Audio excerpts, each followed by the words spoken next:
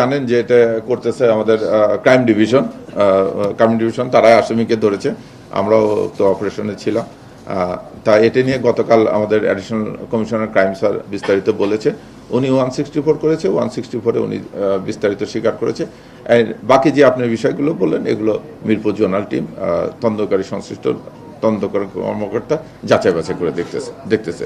তবে আমরা যতটুকু জানতে পেরেছি যে তার পিসিপিআর খুব একটা ভালো না, তার অতীত কর্মকাণ্ড খুব একটা ভালো না, এটা আমরা সাধারণভাবে জিজ্ঞাসাবাদে জানতে পারছি। এবং যে কোনো একটা আপনি জানেন যে এরকম হিনিয়াস ক্রাইমের যে কোনো একটা আসামি ধরা পড়লে আমরা ডিবি থেকে একটা টিম পাঠাই তার হয়রাবোর্স নেওয়ার জন্য, তার বিস্তারিত জানার জন্য যেটুকু নিয়েছি তাতে বোঝা গেছে যে তার স্বভাব চরিত্র খুব একটা ভালো না।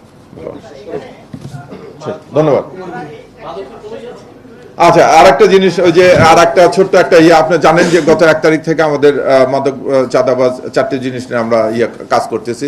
অনলাইন জুয়া, মাদক, তারপরে চাঁদাবাজ, এদেরকে নিয়ে অভিনব পন্থায় মাদক বহন করতেছে। আপনারা দেখছেন যে ডেলি লেবার সেজে, মানে নির্মাণ শ্রমিক সেজে নিয়ে যাচ্ছে। 3টে হয়তো ভালো কড়াই নিছে, যে কড়াইগুলো ওরা যে মশলা বহন করে, আর একটা কড়াইয়ের নিচে বিশেষ পদ্ধতিতে আর একটা লেয়ার দিয়ে তার ভিতরে মানে ইয়াবা বহন করেছে।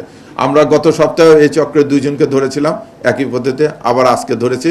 এবং দেখা যাচ্ছে যে তারা এটা হ্যাবিচুয়েটেড ডিলার। এই প্রত্যেকের নামে একাধিক মামলা আছে, যেহেতু একজন মহিলা এবং 2 জন পুরুষ ধরা পড়ছে, তাদের প্রত্যেকের নামে একাধিক মামলা রয়েছে।